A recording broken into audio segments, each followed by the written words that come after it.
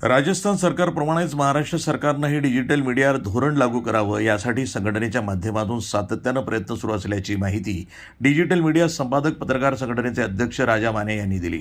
मुंबईच्या मालाड येथील Rajora banquet hall इथं राजा माने साहेबांच्या प्रमुख उपस्थितीमध्ये मुंबई शहर आणि उपनगरातील संघटनेच्या पदाधिकाऱ्यांची बैठक संपन्न झाली। या बैठकीमध्ये मार्गदर्शन करताना माने यांनी संघटनेचा इतिहास, राज्यभर वाढलेली व्याप्ती, पत्रकारांच्या कुटुंबियासाठी सुरू करण्यात आलेल्या प्रतिबिंब या प्रतिष्ठानची माहिती दिली। तसंच संघटनेच्या 6 एप्रिल रोजी होणाऱ्या अधिवेशनासह संघटनेची पुढील दिशा सांगितली। डिजिटल मीडिया संपादक पत्रकार संघटनेच्या मुंबई विभागाचे अध्यक्ष संजय भैरे यांच्या नेतृत्वात मुंबईत कार्यरत असलेल्या डिजिटल मीडिया पत्रकार आणि संपादकाच्या वतीनं राजा माने यांचा वाढदिवस साजरा करण्यात आला। यावेळी अनेक मान्यवर आणि स्थानिक पत्रकार उपस्थित होते। याप्रसंगी बोलताना माने यांनी डिजिटल मीडिया धोरण आणि प्रतिबिंब प्रतिष्ठानबद्दल माहिती दिली। आपल्या संघटनेचा पत्रकार कुटुंबवत्सल असला पाहिजे, उद्योग व्यावसायिक असला पाहिजे, पण खंडणीखोर अजिबात असता कामा नये। कारण संघटनेच्या माध्यमातून डिजिटल मीडियातील पत्रकारांना आता कुठे प्रतिष्ठा मिळत आहे, समाज मान्यता मिळत आहे, शासन मान्यताही लवकरच मिळेल। त्यासाठी संघटनेचे सर्व पदाधिकारी जोमानं तालुका ते मंत्रालय स्तरावर धडक देत आहेत। संघटनेचा अध्यक्ष मी असलो तरी संघटनेचं काम हे आम्ही म्हणूनच पुढे जात आहे। संघटनेचा प्रत्येक घटक इथं महत्त्वाचा आहे। त्याच माध्यमातून डिजिटल मीडिया धोरण राबवण्यासाठी आपण पाठपुरावा करत असल्याचं माने साहेबांनी सांगितलं। वाढदिवसानिमित्त विशेष सत्कार। संघटनेचे मुंबई अध्यक्ष संजय भैरे यांनी माने यांच्या वाढदिवसानिमित्त संगीत सकाळ आणि स्नेहभोजनाचा एक कार्यक्रम आयोजित केला होता। त्यासाठी मुंबईतील कामगार संघटनेचे नेते अभिजित राणे, डिजिटल मीडिया संघटनेचे राज्य कार्यकारिणी सदस्य मयूर गलांडे, ठाणे जिल्हा अध्यक्ष प्रफुल्ल वाघुले, सचिव यतीन पवार, मुंबई विभागातील पदाधिकारी, विविध संघटनांचे पदाधिकारी, स्थानिक पत्रकार आणि मान्यवर उपस्थित होते।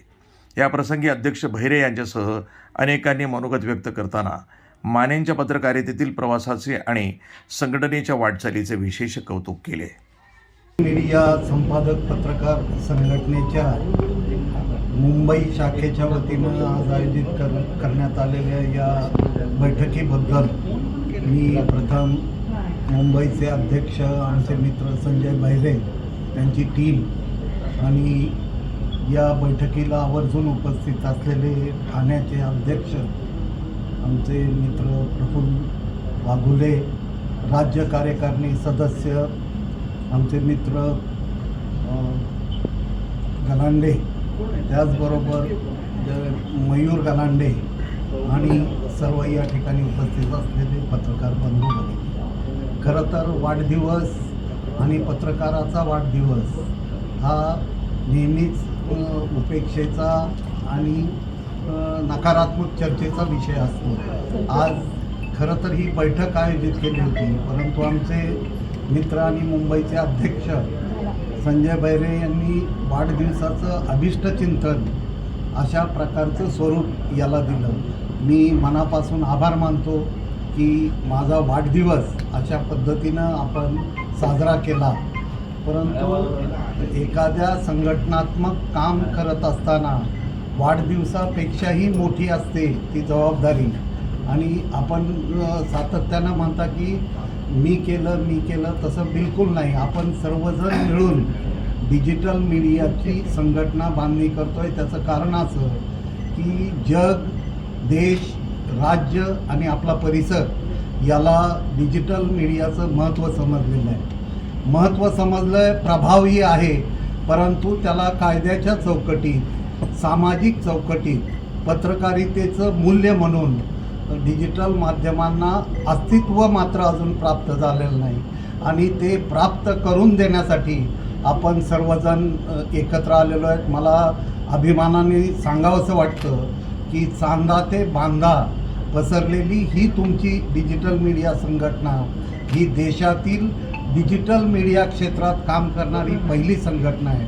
आपलं पहिलं अधिवेशन आणि त्या अधिवेशनाच्या अगोदर ज्यावेळी कोविडचा समारोप होत होता,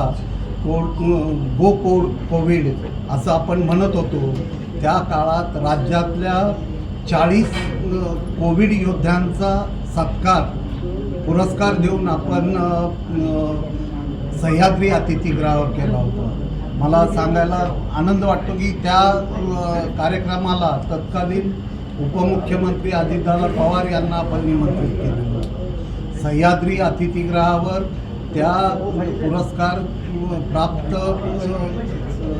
व्यक्तिमत्वांची नावंही तशी दिग्गज होती की तात्याराव लहानेंपासून कोविड काळात ऑक्सिजन सिलेंडर वाहतुकीसाठी तब्बल 600 ट्रक्स देणारे नागपूरचे प्यारे खान, अशी दिग्गज 40 लोकांची यादी होती. अजितदादा त्या कार्यक्रमाला येणार होते, परंतु त्या कार्यक्रमाला दिवशीच नेमका त्यांना टेम्परेचर आलं आणि तो काळ हा क्वारंटाईन होण्याचा होता. त्यामुळं त्या दिवशी त्यांनी आपले प्रतिनिधी म्हणून राज्याचे आरोग्यमंत्री राजेश टोपे यांना पाठवलं होतं आणि वैद्यकीय शिक्षण मंत्री अमित देशमुख हे त्या कार्यक्रमाला उपस्थित होते. त्यानंतर आपलं महाबळेश्वर भिलारला अधिवेशन झालं, ज्याचं व्हर्च्युअली उद्घाटन मुख्यमंत्र्यांनी केलं. त्या अधिवेशनाला देखील उच्च व तंत्र शिक्षण मंत्री चंद्रकांत दादा पाटील, शिक्षण मंत्री दीपक केसरकर, शंभूराज देसाई, तत्कालीन खासदार श्रीनिवास पाटील आणि राज्यातले तब्बल 2,500 ते 3,000 डिजिटल पत्रकार संपादक उपस्थित होते. NTV news Marathi, Mumbai.